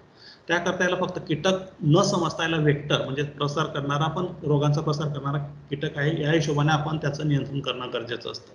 याचं जर जीवनचक्र बघितलं तर 15 दिवसापासून 45 दिवसांपर्यंत, म्हणजे वर्षातनं याचे भरपूर जीवनचक्र आपल्या झाडांवर येतात. आणि हे रस असणारे वर्गवारीतले जे कीटक आहेत, पांढरी माशी म्हणा, काळी माशी म्हणा, ॲपिड्स म्हणा, लीफ मायनर, पोखरणारी जरी असली तरी, आणि हा सिट्रसला, आपल्या झाडांना जेव्हा नवती येते, जेव्हा नवीन पालवी असते त्याच्यावरच यांचा अटॅक असतो. तुम्ही बघितलं असणार बगीच्यांमध्ये, जर तुमचं व्यवस्थित निरीक्षण असेल, जाणं येणं असेल सारखं, तर तुम्हाला आढळून येईल की जे जुने पान असतात त्याच्यावर सहसा या कीटकांचा प्रादुर्भाव आढळून येत नाही. हे त्यांना नवीन पानं जे असतात, नवती असतं, पालवी असतं, त्याच्यावरच यांचा प्रादुर्भाव फार मोठ्या प्रमाणावर आढळून येतो. तर इथं तुम्ही बघू शकतात, हे जे सगळे फोटो आहेत आम्ही सूक्ष्मदर्शकाच्या खाली घेतल्यामुळे हे मोठे आकाराचे दिसतात. तुम्ही जर बगीच्यामध्ये लेन्सच्या साहाय्याने जर बघितलं, तुम्हाला याप्रमाणे त्यांच्या अवस्था दिसून येऊ शकतात. हे अंडे आहेत, हे त्याचे वेगवेगळ्या नीम्स आहेत, आणि हा अडल्ट आहे. अडल्ट जर तुम्ही बगीच्यांमध्ये, हा अडल्ट आणि नीम दोन्ही पानांमधनं रस शोषण करायचं काम करतात. हा जो अडल्ट आहे तो एक बसायची एक पद्धत असते याची, 45 डिग्रीच्या अँगलमध्येच बसतो तो घोड्यासारखा. बऱ्याच वेळेला आपण बरेच शेतकरी बांधव त्याला घोडा म्हणून सुद्धा, या कीटकाचं नाव घोडा असं ठेवलं आहे, कारण याची बसायची एक पद्धत आहे, तो 45 डिग्रीच्या अँगलने असताना हात लावल्यावर उडतो. तर याचा प्रादुर्भाव जेव्हा जास्त होतो, की मी मगाशी सांगितलं की रस शोषणारे जे कीटक असतात, जेव्हा ते रस शोषण करत असतात त्याच्यासोबत ते एक साखरेसारखं द्रावण सुद्धा श्रावत असतात आपल्या आजूबाजूला. इथं बघू शकता तुम्ही पहिल्या फोटोमध्ये, हे सगळे सायट्रससिलाची नीम पानांच्या मागच्या बाजूने पूर्ण हे रस शोषण करत असताना असे पांढऱ्या पांढऱ्या ठिपक्यांचे जे कलर आहे तो साखरेच्या द्रावणापासून होणारे असे डॉट तयार झाले. तर हे जेव्हा नवीन पालवीवर शोषण करत असतात, तर ही पालवी त्यानंतर वाढते, आणि इथं दुसऱ्या फोटोमध्ये बघणार, हे जे शूट असतात, म्हणजे जिथं आपली झाडाची वाढ असते, ही झाडाची वाढ खुंटते, कारण हे वाढल्यानंतर हे जे असतात ते खाली पडून पडते. आणि बरेचसे आपण त्याला जेव्हा हा खाली पडतो तेव्हा बरेच म्हणजे हा जो याला साखऱ्या रोग म्हणून पण आपण त्याला प्रचलित आहे, आपलं नाव आहे प्रचलित त्याचं. साखऱ्या रोग याच्यासाठी म्हणतो की हे जे शूटवर वाढलेलं जे नीमचे जे साखरेचे दाणे असतात, नीम असतात, ते खाली पडल्यावर तुम्हाला एक असा सडा पडलेला दिसेल छोट्या छोट्या शूटचा, तर हे पूर्ण सायटोसिलाच्या प्रादुर्भावामुळे झालेले लक्षणं असतात. इथं बघू शकतात तुम्ही, जसं नवीन पालवी असते ज्याच्यापासून आपली फांदी वाढणार असते, त्याला फुलं येतील, फळं येतील, तिथं जर आपलं सायटोसिलाचं जर अटॅक मोठ्या प्रमाणावर झाला तर झाडाची वाढ खुंटते. त्याकरता सायटोसिलाचा योग्य वेळी फवारणी करणं गरजेचं आहे. जसं की आपली नवीन पालवी केव्हा येते की जेव्हा पाणी आपण ताण सोडतो, नवीन पाणी दिलं किंवा पावसाचं पाणी आलं, जेव्हा नवीन पालवी येते तेव्हा हा सायटोसिलाचा अटॅक येतो. त्याकरता आपण जर जेव्हा नवीन पालवी आले आणि किंवा फळ धारणा झाली तेव्हा जर आपण आंतरपर्वाईचा जर 15 दिवसाच्या अंतराने जर 2 स्प्रे घेतले तर आपल्याला सायटोसिला थ्रिप्सपासून पण अटॅक आपल्याला बऱ्या प्रमाणात नियंत्रण मिळवता येऊ शकतं. जसं की प्रत्येक कीटक असतो, जसं लिंबूवर्गीय फळांसोबत तो दुसऱ्या झाडांवर येतं, तर सायट्रसिलाचं जर ते दुसरं अल्टरनेट होस्ट आहे ते आपला गोड लिंब ज्याला करिल्यूज म्हणतो, त्याच्यावर पण हा मोठ्या प्रमाणावर आढळून येतो. जर लिंबूवर्गीय फळांचं जर त्याला आकर्षित करणारी स्टेज जर नसेल, अवस्था नसेल बगीच्यांमध्ये, तर हे इतर जे झाडं असतात त्याच्यावर आपली उदरनिर्वाह करत असतो. मगाशी सांगितलेल्याप्रमाणे म्हणजे शिफारस केलेल्यापेक्षा जास्त प्रमाणात नायट्रोजन देऊ नये. झाडांच्या फांद्या हवा आणि ऊन खेळतं ठेवायचं आणि हे जे अल्टरनेट होस्ट असतो त्यांना नियंत्रण करायचं किंवा त्याच्यापासून सुद्धा आपण स्प्रेइंग करायला पाहिजे. तर जसं की हा पण एक रस शोषणारा कीटक असल्यामुळे याच्यावर आपण हॉर्टिकल्चर मिनरल ऑइलचा 2% किंवा अझॅडिक्टिन नीम ऑइलचा जर 1%चा जर स्प्रे घेतला तर आपल्याला ऑर्गॅनिक पद्धतीने याचं नियंत्रण करता येऊ शकतं. ऑर्गॅनिक पद्धतीने तेव्हा नियंत्रण करता येऊ शकतं जेव्हा प्रादुर्भाव कमी प्रमाणात असेल. याच्या जसं की आंतरप्रवाही कीटकनाशक मी सांगितलं, डायमिथोएट, इमिडाक्लोप्रिड आणि थायमेथाक्झाम, हे प्रत्येक पहिल्या 4-5 स्लाइडमध्ये रिपीट होत राहील कारण हे शिफारस केलेले रासायन आहेत. डायमिथोएट, इमिडाक्लोप्रिड आणि थायमेथाक्झाम. डायमिथोएट आता बॅन करण्याच्या लिस्टमध्ये आलंय पण सध्या अजून बॅन झालेलं नाही. तर आंब्या जर क्रॉप असेल तर मार्च-एप्रिलमध्ये जर आपण सायटोसिलासाठी स्प्रे घेतला तर बऱ्याच प्रमाणात आपल्याला सायटोसिलाचा वाढणारा प्रादुर्भाव रोखता येऊ शकतो. आणि मृगसाठी जुलै-ऑगस्टमध्ये जेव्हा नवीन पालवी येते पाऊस पडल्यानंतर तेव्हा याचा स्प्रे घ्यायला पाहिजे. त्याच्यानंतर मावा तुडतुडे जे असतात, तर मावा म्हणजे आपण जसे आपली चवळी असेल, मूग असेल याच्यावर पण फार मोठ्या प्रमाणावर येतो. तसंच हा संत्रा म्हणजे लिंबूवर्गीय जे फळपीक आहेत त्याच्यावर सुद्धा याचा प्रादुर्भाव आढळून येतो. याचा प्रादुर्भाव पण समजा आता पाऊस पडल्यानंतर जर मध्ये खंड पडल्यानंतर पाऊस पडला तर ड्राय स्पेल आल्यानंतर जेव्हा तापमान वाढतं तेव्हा मावाचा प्रादुर्भाव आढळून येतो. तो वेगवेगळ्या प्रजाती आपल्या लिंबूवर्गीय फळपिकांवर त्याला नुकसान पोहोचत असतात.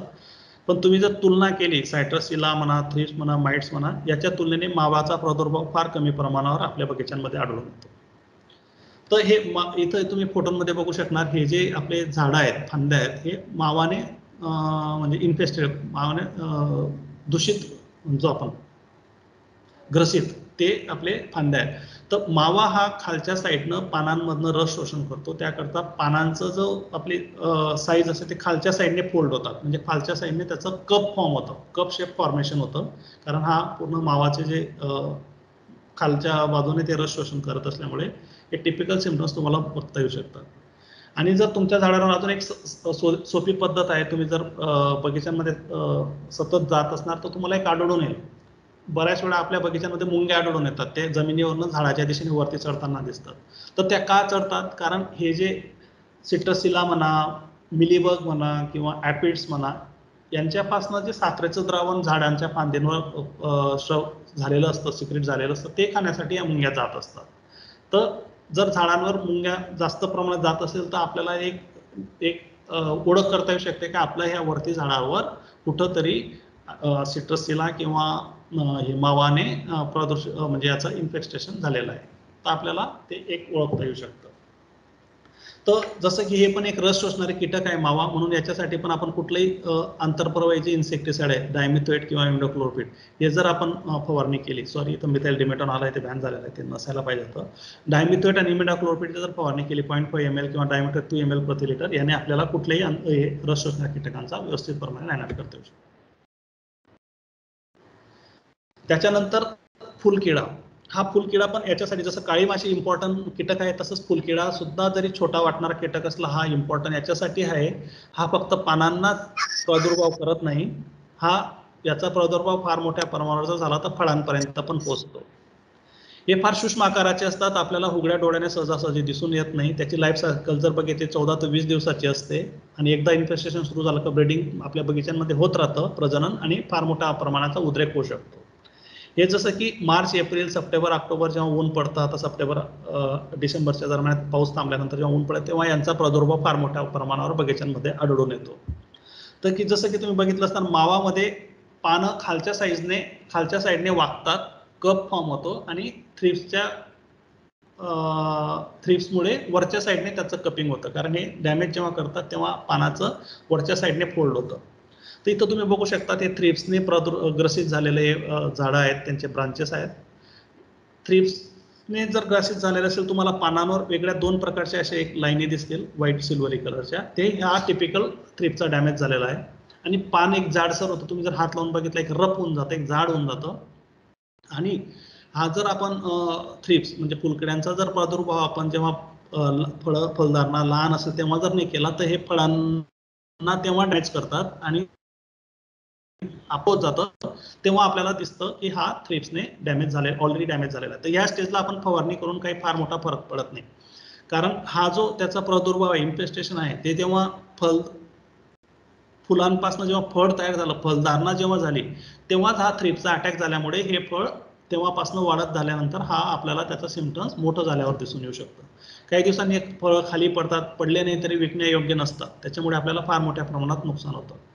तर थ्रिप्स आणि माईटसाठी जर तुम्हाला फवारणी करायची असेल आणि सिलासाठी, की जेव्हा आपली फुलं लागतात, नवीन नवटी येते, फुलं येतात, फुलं गेल्यानंतर जेव्हा छोटं फळ होतं म्हणजे आपलं याच्या आकाराचं वाटाण्याच्या साईजचं जेव्हा आकार येतो त्याला, त्यावेळेस आपण पहिली फवारणी घ्यायची एक आंतरप्रवाही कीटकनाशकाची, त्याच्यानंतर दुसरी फवारणी घ्यायची एक कोळीनाशकाची, परत अजून एक आंतरप्रवाहाची आणि एक कोळीनाशकाची. अशा जर आपल्या 3 ते 4 फवारण्या जर त्या काळात झाल्या तर आपल्याला सायट्रससिला, थ्रिप्स, माइट्स यांच्यापासून आपल्या बगीचाचा फार यशस्वीरित्या आपण त्याचं नियंत्रण मिळवता येऊ शकतो.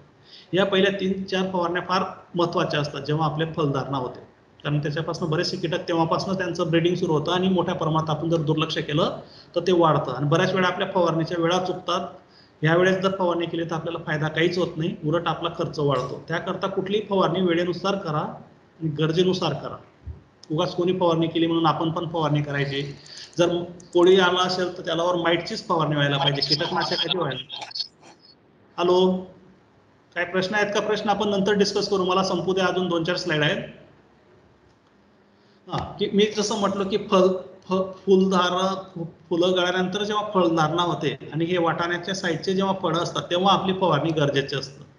तेव्हाच थ्रिप्स, माइट्स यांचं इन्फेस्टेशन फार मोठ्या प्रमाणावर होतं आणि हे इन्फेस्टेशन तेव्हा होतं आणि आपण जर दुर्लक्ष केलं, काही जर फवारणीकडे सुटून गेले असतील तर हे फळं जेव्हा मोठे होतात तेव्हा आपल्याला याचा प्रादुर्भाव दिसून येतो.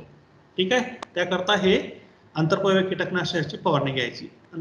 आता हा पिटॅडेफोन, मराठीत आपण त्याला पिटॅडेफोन मिलीबग्स पण जर तापमान वाढलं असेल, ड्राय स्पेल आला असेल, ह्युमिडिटी वाढली असेल तर मिलीबगचा प्रादुर्भाव येतो. सहसा हा आपण दरवर्षी मोठ्या प्रमाणावर येणारा कीटक नाहीये. जेव्हा त्याला व्यवस्थित पोषक वातावरण मिळतं तेव्हा याचा प्रादुर्भाव आपल्या बगीच्यांमध्ये आढळून येतो. तर जसं तुम्ही बघू शकता मिलीबगचं इन्फेस्टेशन 2 फांद्या जिथं असतात किंवा पानं आणि फांदी असते त्याच्यात त्याचा अटॅक असतो. आणि हा मिलीबग सुद्धा रस शोषणारा कीटक आहे, त्यामुळे हा फांद्यांमधनं किंवा स्टेममधनं रस शोषण करत असतो आणि जर आपण त्याचं नियंत्रण केलं नाही तर याचा प्रादुर्भाव मोठा होऊन परत सगळ्या फांद्यांवर आणि त्याच्यानंतर फळांवर येतं आणि असे पांढरा कलर होऊन हे काळे डाग पडतात. हे जसं मी सांगितलं, रस शोषणारा कीटक हे साखरेसारखं द्रावण श्रवण करत असतात, सिक्रेट करत असतात आणि त्याच्यापासून मग हा वेगळ्या प्रकारचे असं फळांना किंवा फांद्यांना कलर येतो. की मी मगाशी सांगितलं की जेव्हा हे साखरेचं द्रावण असतं वरती ते खाण्यासाठी मुंग्या जातात आणि मिलीबग मध्ये मुंग्या आणि मिलीबग यांचा एक फार जवळचा संबंध आहे. कारण मिलीबग जेव्हा एका ठिकाणी रस शोषण करत असेल तर तो दुसऱ्या जागी सहजासहजी जात नाही, त्याला एका जागेवरून दुसऱ्या जागी जाण्यासाठी सहजासहजी जात नाही, त्यांना फार कष्ट करावं लागतं. त्याकरता ते मुंग्यांची मदत घेतात. तर मुंग्या काय करतात, त्याच्यावर ते साखरेचं द्रावण असतात ते खातात आणि ॲट द सेम टाइम मिलीबगला एका ठिकाणावरून दुसऱ्या ठिकाणी नेण्यासाठी मदत करतात. तर यासाठी आपल्याला त्या मुंग्यांचा जर जमिनीपासून वरच्या साईडने जात असतील तर आपण त्यांना कंट्रोल करता येऊ शकतो. तर त्याच्यासाठी रिकमेंडेड प्लास्टिक हे आहे की झाड जर मोठं असेल तर तुम्ही एक स्टेकी म्हणजे चिकट असणारा जर सबस्टन्स असेल त्याचं जर आपण एक असं रिंग तयार करून घेतली ते खालून जाणाऱ्या मुंग्या वरती जाऊ शकत नाही, तिथं अटकतात. ठीक आहे. आणि याच्यासाठी जसं की हा मिलीबग जो आहे याला आंतरप्रवाही जर कीटकनाशक फवारणी केली तर फार मोठा त्याच्यावर उपयोग होत नाही. याच्यासाठी आपण क्लोरोपायरिफॉस म्हणजे एक असे फ्यूम्स पण येतात, तर त्याच्यामुळे हे मिलीबगच्या आत पोचून त्याचा नायनाट करतो. कारण त्याला मिलीबगला एक आवरण असतं पांढऱ्या कलरचं, ते जर दाबून बघितलं एक तुम्हाला मग त्याच्यातला तो मिलीबग त्याच्यापासून रस बाहेर येईल. तर हा मिलीबग ओळखायची एक पद्धत असते. तर त्याला जर नियंत्रण करायचं असेल तर आपल्याला क्लोरोपायरिफॉस 2 ml प्रति लिटरच्या हिशोबाने फवारणी करणं गरजेचं आहे. तिसरी जी वर्गवारी आहे ती म्हणजे पाने खाणाऱ्या कीटक. त्याच्यात सगळ्यात 2 महत्वाचे कीटक आहेत. एक तर नागाळी ज्याला आपण सायट्रस लीफ मायनर म्हणतो आणि दुसरी म्हणजे लेमन बटरफ्लाय पाने खाणारी. हे 2 कीटक असतात. सायट्रस लीफ मायनर जसं की मगाशी सांगितले वर्षभर आढळून येणारे कीटक आहे आणि ही पण जेव्हा आपली नवीन पानं असतात, नवीन नवती असते तेव्हा याचा प्रादुर्भाव फार मोठ्या प्रमाणावर आढळून येतो. आणि हे जे इन्फेस्टेशन जेव्हा इथं बघू शकणार तुम्ही, हे त्याचं सायट्रस लीफ मायनरचा अंडा आहे आणि ही जी अळी आहे ती पानांच्या मध्ये घुसून ती पाण्याला पोखरत असते आणि एक असं वलय तयार करते नागाळीसारखं, म्हणून आपण नागासारखं, म्हणून आपण त्याला नागाळी म्हणतो. आणि मध्ये राहून खात असते आणि त्याचं जेव्हा पूर्ण खाऊन झालं त्याच्यापासून कोश तयार होतं आणि कोशपासून मग पतंग होतं. इथं तुम्ही बघू शकणार हे जे पानं आहेत पूर्ण, हे पूर्ण सिट्रस लीफ मायनरने इन्फेस्टेड लीव्ज आहे. याचं जेव्हा आळी मोठी होऊन जेव्हा त्याचा कोश तयार होतो, हा पानांच्या कोपऱ्याला जाऊन ते पान त्या साईडला फोल्ड होतं आणि तिथं त्याचा कोश तयार होतो आणि त्याच्यापासून परत पतंग येतं आणि तसं त्याचं जीवनचक्र आपल्या बगीच्यांमध्ये सुरू असतं. तर बऱ्याच वेळा आम्ही शेतकरी बांधवांच्या कंप्लेंट असतात की आम्ही भरपूर फवारलं, लीफ मायनर कंट्रोल होत नाही. पण लीफ मायनर तेव्हाच कंट्रोल होतो जेव्हा आपण त्याच्या योग्य वेळी फवारणी केली. तर हे पण एक पानं खाणारी जरी अळी, पानं पोखरणारी जरी अळी असली तरी त्याला आपण आंतरप्रवाही कीटकनाशकाने यशस्वीरित्या कंट्रोल करता येऊ शकतो. पण आपण कीटकनाशकाची फवारणी तेव्हाच व्हायला पाहिजे जेव्हा याचं इन्फेस्टेशन नवीन असलं. जसं की मगाशी सांगितलं जेव्हा नव्हते येते तेव्हा आता आपण सिट्रस सिलासाठी, थ्रिप्ससाठी किंवा दुसऱ्या कीटकांसाठी आपण फवारणी करतच असतो, तेव्हाच याचं व्यवस्थित नियंत्रण होऊ शकतं. तर जेव्हा याचं इन्फेस्टेशन नवीन नवतीवर आलं असेल तेव्हा जर फवारणी केली तर चांगल्या प्रकारे यश मिळू शकतं. आणि हे पानं जेव्हा असतील तेव्हा फवारणी करून काहीच उपयोग होत नाही, कारण त्याच्यातनं ऑलरेडी मोठी अळी झालेली असते किंवा कोश असतो किंवा पतंग बाहेर गेलेलं असतं. हे पानं काही दिवसांनी जे जास्त प्रदूषित पानं असतील ते काही दिवसांनी खाली गळून पडतात. आणि बगीच्यांमध्ये जर मोठं झाड असेल आपलं 15-20 वर्षाचं, 10-15 वर्षाचं, पानं फार मोठे असतात, 5-10% इन्फेस्टेशन जरी असलं काही पानं खाली गळले तर फार मोठा प्रादुर्भाव होत नाही. पण हेच जर आपलं झाडं छोटे असतील, पानं कमी असतील तर याच्यासाठी आपल्याला लेमन बटरफ्लाय आणि सायट्रस लीफ मायनरचं वेळेवरचं नियोजन करणं फार आवश्यक आहे. तर जसं की मगाशी सांगितल्याप्रमाणे 2 झाडांमधलं अंतर व्यवस्थित पाहिजे, फांद्या मिक्स व्हायला नको, नत्रयुक्त खताचा शिफारशीपेक्षा जास्त वापर टाळावा आणि जर ऑर्गॅनिक असेल तर त्याच्यासाठी नीम ऑइल आणि HMOचा स्प्रे घ्यावा.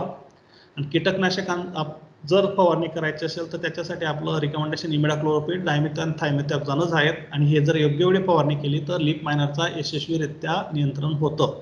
आम्ही हेच फवारणी करतो आणि आमच्या बऱ्याचशा जे बगीचे आहेत त्याच्यामुळे लीफ मायनरचा फार मोठा प्रॉब्लेम नसतो. तर याच्यासाठी योग्य वेळी फवारणी करणं फार गरजेचं आहे. आणि फवारणी जेव्हा आपला न्यू प्लस असेल तेव्हा केली तर अतिउत्तम असतं, कारण त्यावेळेतच हे मॅक्सिमम जे कीटक असतात लिंबूवर्गीय फळांचे ते येतात. दुसरं जे आहे लेमन बटरफ्लाय, पाने खाणारी अळी. सॉरी, याच्याबद्दल सांगायचं विसरलो, लीफ मायनर अळीबद्दल. जसं की फळमाशीसाठी आपल्याकडे सापळा आहे फेरोमोन ट्रॅप, तसाच आमच्या संस्थेने एक रसायन आयडेंटिफाय केलं आहे, शोधलं आहे. त्याच्यामुळे जसं आपण फळमाशीसाठी आपण जसं सापळा लावतो तसाच लीफ मायनरचे जे अडल्ट असतात, वयस्क असतात, त्यांना आकर्षित करून मारण्यासाठी पण आमच्या इन्स्टिट्यूटने एक केमिकल शोधून त्याचा सापळा म्हणून एक चांगला उपयोग करता येऊ शकतो. जसं की आमचं एक संशोधन करणारं संस्था आहे, आम्ही डायरेक्ट त्याला तयार करून विकू नाही शकत. तर आमचं जे प्रोटोकॉल असतं दिल्लीप्रमाणे त्याच्याप्रमाणे एकदा जर काही डिस्कवर झालं, रिसर्च झालं की ते एक पद्धत असते त्याच्याप्रमाणे कुठल्या तरी टेंडर होऊन कुठल्या तरी कंपनीला देण्यात येतं आणि ती कंपनी त्यानंतर त्याला प्रोडक्शन करून शेतकऱ्यांपर्यंत पोहोचू शकतं. आणि ICAR ला एक ॲग्रीमेंट असतं त्यांचं की एवढा खर्च एवढा नफा झाला तर आयशरला एवढा मिळेल असं ते असतं. एक आमची ती पद्धत आहे रिलीज करायची. तर ही पद्धत आता ऑलमोस्ट म्हणजे लास्ट स्टेजला आली आणि पुढच्या 1-1.5 वर्षात हा सापळा मार्केटमध्ये उपलब्ध होऊन जाईल, जेणेकरून आपल्याला फळमाशीसारखं लीफ मायनरचं सुद्धा योग्य प्रमाणे नियंत्रण करता येऊ शकेल. दुसरं लेमन बटरफ्लाय. लेमन बटरफ्लाय याच्यासाठी इम्पॉर्टंट आहे, ही नर्सरीचा पेस्ट आहे की याची जी अळी असते ही फार खादाड असते, भरपूर प्रमाणात त्याचे पानं खाते त्याचं पोट भरण्यासाठी. तर आपलं झाड छोटं असेल किंवा नर्सरीतलं असेल, याचा जर प्रादुर्भाव असेल तर बऱ्याच प्रमाणातले ते पानं खाऊन पानगळ म्हणजे आपलं झाडाची वाढ खुंटते. पण हीच जर याचं जर इन्फेस्टेशन जर आपल्या बगीच्यांमध्ये असेल तर बगीच्यांमध्ये झाड मोठं असतं, पानं जास्त असतात, काही प्रमाणात पाणी खाल्ले तरी फार मोठा याचा नुकसान होत नाही. तर ही सुद्धा म्हणजे जेव्हा पाऊस पडतो जून जुलैचा, तर जुलैपासून तर सप्टेंबरपर्यंत आपल्या बगीच्यांमध्ये किंवा नर्सरीमध्ये ही आपल्याला सक्रिय दिसते. याचे पतंग दिसतात, म्हणजे इथं फुलपाखरू दिसतं याचं, आणि ह्या मोठमोठ्या आळ्या आहेत की जेणेकरून हे पानं खात राहतं. आणि हे पूर्ण पानं खाल्ल्यानंतर फक्त शिरा झाडाच्या फक्त ब्रांचेस उरतात. तर याचं इन्फेस्टेशनसाठी आपल्याला आंतरपर्वायी इन्सेक्टिसाइड वापरून उपयोग होणार नाही, कारण याच्यासाठी आपल्याला क्विनॉलपास किंवा बॅसिलस तुरेन्सिसची फवारणी करावी लागेल, जेणेकरून. आणि ही फवारणी पण आळ्या जर लहान असतील तर आपल्याला यशस्वीरित्या त्याचं नियंत्रण मिळवता येऊ शकतं, पण आळ्या जर मोठ्या झाल्या तर आपल्याला स्प्रेचा डोस जरी वाढवला तरी आपल्याला फार मोठ्या प्रमाणात त्याच्यावर नियंत्रण मिळवता येऊ शकत नाही.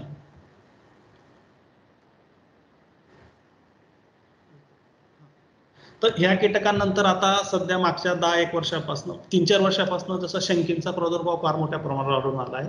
आणि ही बार्केटिंग कॅटरपिलर पण जर आपले बगीचे जर दुर्लक्षित असतील, ही साल खाणारी जी अळी असते बार्केटिंग कॅटरपिलर, ती जनरली ज्यांचे बगीचे स्वच्छ आहेत त्यांच्या बगीच्यांमध्ये याचा प्रादुर्भाव आढळून येत नाही. पण जे दुर्लक्षित बगीचे तण झालेला आहे, झाडांना कधी बोर्डो पेस्ट लावलेला नाही, त्याची व्यवस्थित न्यूट्रिशन दिलं नाही, तर अशा बगीच्यांमध्ये ह्या बार्केटिंग कॅटरपिलरचा प्रादुर्भाव आढळून येतो. याचं जे जीवनचक्र असतं ते वर्षातनं एकदाच असतं. तुम्ही म्हणजे इमॅजिन करू शकता, वर्षातनं अंडीपासनं पतंग तयार, आपलं मॉथ तयार व्हायला 1 वर्ष लागते याला. तर एका वर्षात फक्त एक जीवनचक्र होतं. आणि इतर वेळेस म्हणजे एकदा तर अंडीपासनं पतंग नंतर जी आळी असते ती फक्त झाडाच्या मध्ये राहून रात्रीच्या वेळेस येऊन साल खात असते. तर ही जी आळी असते ही तर बघू शकणार त्याचं पतंग तुम्ही, मॉथ म्हणतात त्याला. हा मॉथ जेव्हा आपण पाऊस पडतो, जुलैचा पाऊस आला, जून जुलैचा पाऊस झाला की हा झाडांमधनं मॉथ बाहेर येतो, अंडी घालतो झाडांच्या फांद्यांवर. आणि ह्या अंड्या हात झाल्यानंतर त्याच्यापासून आळ्या येतात बाहेर. आळ्या बाहेर निघाल्यानंतर ती आळी काय करते, ही साल खाणारी आळी आहे, ही थोडी साल खाते. आणि ही मॉथ असल्यामुळे हे रात्रीच्या काळी सक्रिय असतात. दिवसाला ते आत होल करून आळी आतमध्ये असते, आपल्याला दिसणार पण नाही. जेव्हा रात्र होते तेव्हा ती बाहेर येते, साल खाते आणि वरून त्याचा एक पपुत्रा तयार करते. इथं बघू शकणार तुम्ही याच्यात एक असं मातीचा एक पपुत्रा तयार करते त्याचा, म्हणजे एक्सक्रीटाचा. आणि त्याच्यामध्ये ती साल खायचं काम करत असते. आणि दिवसभरात आपल्या झाडीच्या फांद्यामध्ये एक छिद्र करून वास्तव्याला असते. हे जर छिद्र क्लीन केलं तर तुम्हाला असं एक प्रकारचं छिद्र दिसेल, ज्याच्यात ती आळी मध्ये असते आणि रात्रीच्या वेळेस येऊन हे साल खाऊन असं बाहेर एक आवरण तयार करू शकते. हे आवरण तयार केल्यामुळे तिला एक प्रोटेक्शन पण मिळतं, बाहेरचे जे आपले पक्षी असतात ते तिला खाऊ शकत नाही, मध्ये आडी आपलं साल खायचं कार्यक्रम. तर याला कंट्रोल करण्यासाठी आपल्याकडे एकच ऑप्शन आहे.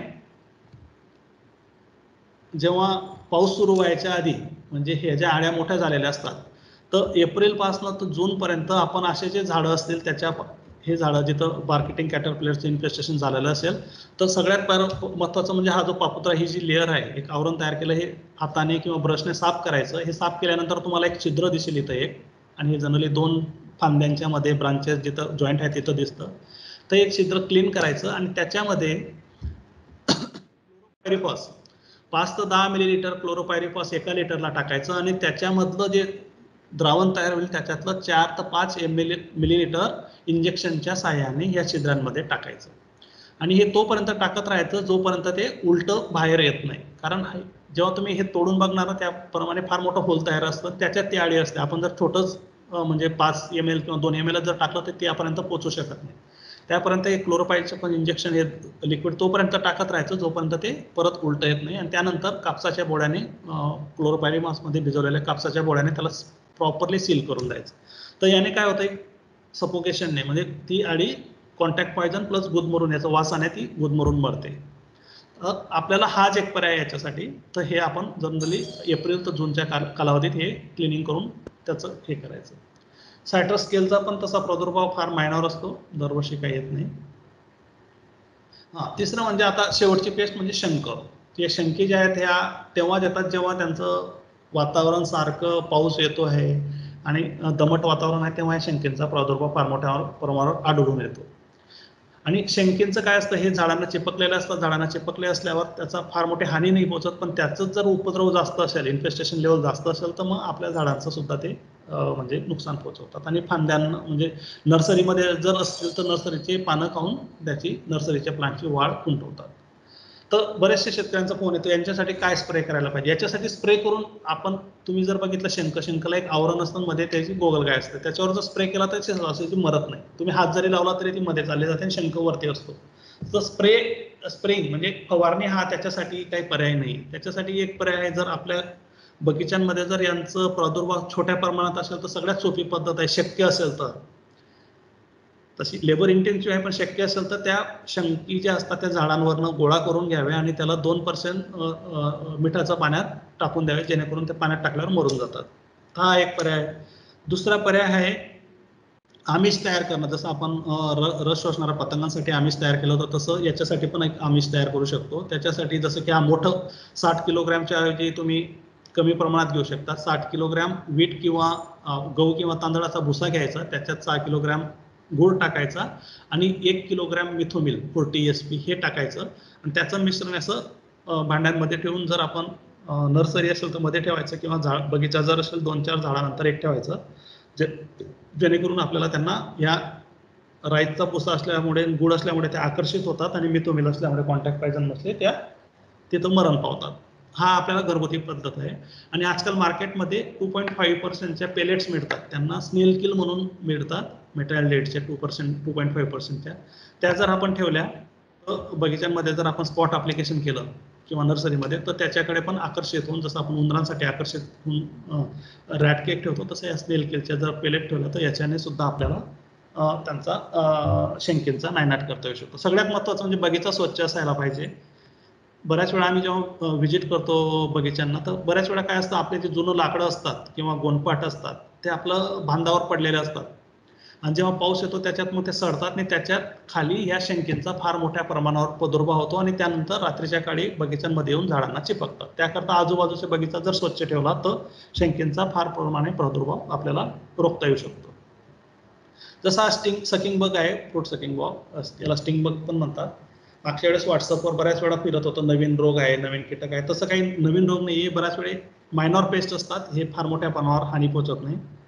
जसं की मी सांगितलं 250 कीटक आहेत, 250 पैकी 17 ते 18 कीटकच फार मोठ्या प्रमाणावर आपल्याला आर्थिक नुकसान पोहोचवतात, त्यामुळे त्यांच्यावरच आपल्याला कॉन्सन्ट्रेट करायचं आहे.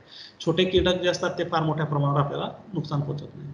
जसं की स्टिंग मागे हे याचा पण हा प्रकार आला होता स्टिंग बगचा, की झाड हे पण जेव्हा हे ज्वार वेगळ्या वेगळ्या पिकांचे हे कीटक आहेत, आपल्या बगीच्यांमध्ये जस्ट ते येऊन रेस्ट घेऊन ते पुढच्या याच्यासाठी उडून जायच्या आधी तर काही वेळ बसतात आणि आपोआप उडून जातात.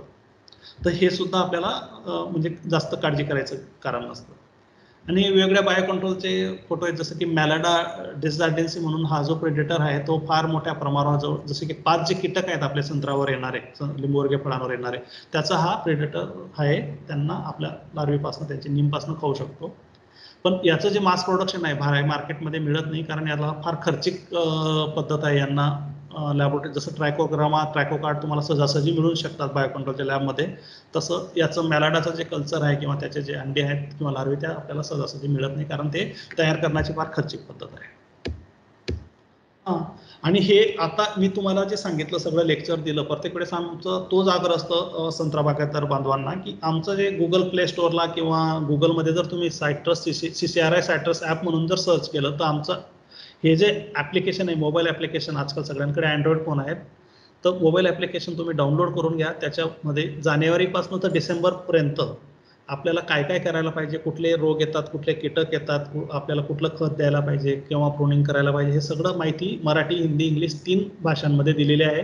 तर कृपया करून हे ॲप डाउनलोड करून घ्या. तुम्हाला बऱ्याचपैकी आम्ही जे प्रत्येक लेक्चरमध्ये सांगतो ही माहिती तुम्हाला तुमच्या मोबाईलमध्ये मिळू शकते. दर महिन्याचं बघायचं, या महिन्यात कुठला कीटक येऊ शकतो, काय स्प्रे करायचं आहे, ते तुम्हाला तुमच्या मोबाईलमध्ये समजू शकतं. ठीक आहे, एवढंच माझ्याकडनं सांगणं होतं. काही प्रश्न जर असतील तर आपण त्याच्यावर चर्चा करू शकतो आता. Thank you madam. हॅलो सर धन्यवाद सर. काही प्रश्न असतील प्रशिक्षणार्थींचे तर कृपया विचारा. प्रश्न नसतील तर माझा नंबर. हा बोला. हॅलो बोला. शिंदे बोलतोय सर मी महागावरून. हा बोला. हॅलो हा बोला ना. सर तुम्ही जे सांगितलं फळमाशी. हा हा हॅलो हा बोला ना, येतोय आवाज. फळमाशीचे जे फेरोमेन ट्रॅप लावायला सांगितलेले आहेत, जे ट्रॅप लावण्यासाठी फळमाशीसाठी. हा हा सर ते सर फक्त 4 बाग आहेत आणि एकाच शेतकऱ्यांनी जर लावलं आणि बाकी 3 जणांनी लावलं नाही तर त्याचा पूर्ण अटॅक त्याच्यावर होईल का त्याच्या शेतात? नाही बघा आता हे म्हणजे आता आपण मागच्या 2 वर्षापासून कोरोनाचं बघतोय ना. आपण जर मास्क लावला, समोरच्याने नाही लावला, तर आपल्याला आपला बचाव होऊ शकतो, पण कमी प्रमाणात होऊ शकतो. पण दोघांनी जर मास्क लावले तर आपल्याला पूर्णपणे बचाव होऊ शकतो. त्या टाईपचंच आहे आपल्या फळमाशीचं पण. अच्छा. हा म्हणजे तुम्ही ट्रॅप लावताय, ते आकर्षित होत आहे, मरण पावताय, पण किती वेळा मारणार ना. बाहेरच्यांनी जर कोणी जर फळमाशा लावल्या नाही तर तुमच्या याच्यावर मग अटॅक होऊ शकतो. तसं त्यांनी जर लावलं नाही तर त्यांच्या याच्यात पण अटॅक असेल, पण तुलनेने जर तुम्ही लावले तुमच्या बगीच्यांमध्ये त्याचा प्रादुर्भाव कमी असेल. अच्छा. आणि एका शेतकऱ्यांनीच विचारलं होतं मला सर, कारण त्याने लावलं आणि बाजूच्याने लावलं नव्हतं, पण लावून सुद्धा त्याची फळगळ जास्त झाली होती असं त्याचं. नाही फळगड बघा, आता बऱ्याच वेळा हा फळगड फार मोठा चर्चेचा विषय आहे. फळगड मध्ये संत्र्या म्हणजे फळमाशीने जी झालेली फळगड कशी ओळखायची? त्याच्यासाठी तुम्ही आमच्या ऍपवर किंवा माझ्या प्रेझेंटेशन मध्ये जे फोटो असतात ना त्याच्यात बघायचं. कारण कुठलंही फळ जर खाली पडलं ते काही दिवसांनी सडतं. म्हणजे माणूस जरी मेला त्याला सुद्धा आपल्याला आड्या होतात त्याच्यामध्ये. तसं फळाचा पण प्रकार असतो. खाली जर फळ पडलं नाही, खाली फळ पडलं की त्याला आड्या लागतात. पण ही जी फळमाशीची जी फळ असतं ना, पडल्यानंतर जर तुम्ही त्याला उघडून बघितलं तर त्याच्यात ज्या आड्या असतात एक टिपिकल आड्या असतात त्या फळमाशीच्या असतात. तर आपल्या बऱ्याच वेळेची फळगळ असते ना, आपण त्याला कन्फ्युज होतो की ते नॉर्मल पडलेले फळं आहेत का, फळमाशीचे आहेत का, फ्रूट सकिंग मॉथचे आहेत का, रोगाचे आहेत का, ते फिजिओलॉजिकल आहेत. ती एक म्हणजे ते एक थोडंसं अनालिसिस करणं गरजेचं आहे. Okay sir. Okay thank you sir. आणखी प्रश्न असतील कुणाचे? माझा नंबर नोट करून घ्या. तुम्हाला जर आता प्रश्न विचारता आले नाही किंवा नंतर जर असतील ना, माझा नंबर आहे 94025. हॅलो 1 मिनिट सरांना नंबर सांगू द्या.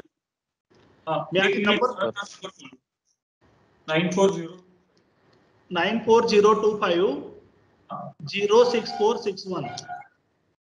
94025 06461. हा बोला, आता आपला प्रश्न विचारू शकता. कुणाला विचारायचं? हॅलो सर, ते तुम्ही आता एक ऍप सांगितलं होतं. ते ऍपचं काही लिंक आहे की आपल्या याच्यावरून नेटवरून डाउनलोड करायला? आपलं गुगल प्ले स्टोअर मधनं किंवा आपण गुगलमध्ये जरी सर्च केलं सायट्रस CCRI ऍप, ते तुम्हाला मिळेल, लिंक मिळेल. ते डाउनलोड करून घ्या. त्याचे मराठी, हिंदी, इंग्लिश तिन्ही भाषेत आहे. आणि जानेवारी ते डिसेंबर मध्ये आपल्याला बगीच्यांमध्ये काय काय करायचंय ते सगळी माहिती दिली त्याच्यात. Okay thank you sir.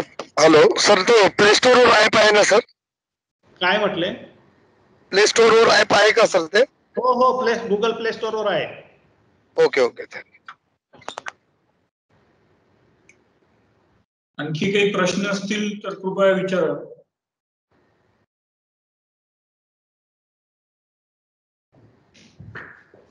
ठीक आहे, तर काही प्रश्न नाही आहेत असं आपण गृहीत धरूया सर.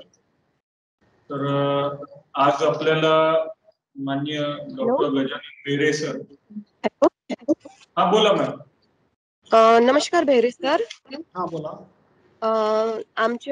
माझ्या जे क्षेत्र आहे मुख्यालयाच्या अंतर्गत, त्यात एकच शेतकरी जो निंबू वर्गीय पिकाचा पहिल्यांदा बाग लावणार आहे. तर त्याला इन्सेक्ट पेस्ट मॅनेजमेंट साठी तुमच्या मतानुसार काय सल्ला द्यावा आपण, कारण आता तो सध्या स्टार्ट करत आहे. तो नाही स्वतः स्टार्ट करण्यासाठी जे आमचं जे म्हणजे संत्रा बाग लावण्यासाठी जे काळजी घ्यायची असते ना, त्याच्यात सगळं घेणं गरजेचं आहे. फक्त आपल्याला कीटकांचं कंट्रोल करून नाही चालणार ना, दुसऱ्या पण गोष्टी आहेत. जसं की माती कशी पाहिजे, कुठली रोपं लावायला पाहिजे, अंतर काय पाहिजे, ते जर त्यांनी सगळं केलं असेल तर सगळ्यात कीटकांच्या बाबतीत जर सांगायचं असेल तर झाड आपलं छोटं असतं लावल्यानंतर 2-3 वर्ष 4-5 वर्षापर्यंत पानं कमी असतात. त्याच्यासाठी आंतरप्रवाही जे कीटकनाशक आहेत त्यांची फवारणी घेणं फार गरजेचं असतं, जेणेकरून हे जे रस शोषणारे कीटक असतात त्यांच्यापासून बचाव करता येईल. ते एक झालं. आणि दुसरं म्हणजे माईटचा प्रॉब्लेम फार मोठा नसतो छोट्या झाडांवर.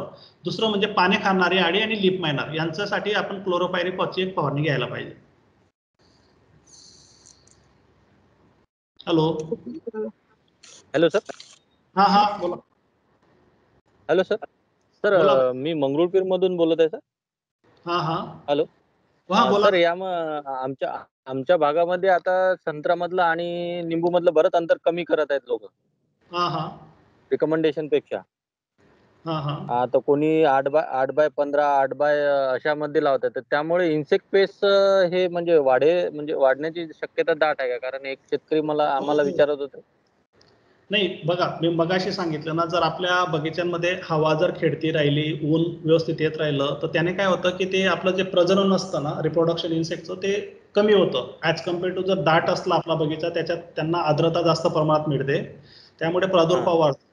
पण याची एक गोष्ट असं आहे की जेव्हा ते वाढतात ना, त्यावेळेस आपले जे नैसर्गिक जे कीटक असतात, नॅचरल एनिमीज म्हणतो आपण त्यांना, बायोलॉजिकल कंट्रोल एजंट, त्यांची पण वाढ फार मोठ्या प्रमाणात होते अशा वातावरणात. हा, आपलं जर कीटकनाशक फवारणी जर कमी असेल अशा बगीच्यांमध्ये ना, तर नॅचरल कंट्रोल चांगल्या पद्धतीने होऊ शकतो तशा बगीच्यांमध्ये. पण आपण जर अंतर कमी असल्यावर कीटकनाशक जर जास्त मारत असलो तर मग ते नॅचरल एनिमीज सुद्धा त्याच्यासोबत मेलेले असतात आणि मग तो इन्सेक्टचा प्रादुर्भाव फार मोठ्या प्रमाणावर वाढतो काही वर्षांनी. नाही, कीटकनाशकांची म्हणजे आमच्या भागामध्ये कीटकनाशक फवारणी होते जास्त.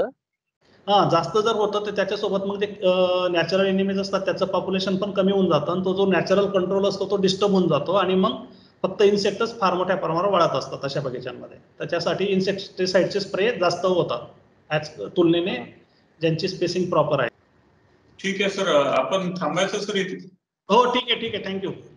तर आज प्रशिक्षणाच्या द्वितीय दिवसाच्या प्रथम सत्रामध्ये माननीय डॉक्टर गजानन बेहरे सर यांनी उपस्थित राहून संत्र्यामधील एकात्मिक कीड नियोजन याविषयी जे मार्गदर्शन केलं त्याबद्दल मी सर्व प्रशिक्षणार्थी आणि रामेतीच्या वतीने सरांचे आभार व्यक्त करतो आणि भविष्यातही अशा पद्धतीचे सरांचे मार्गदर्शन राहील याची अपेक्षा व्यक्त करतो आणि आपलं हे पहिलं सत्र संपलं असं जाहीर करतो. धन्यवाद. थँक्यू.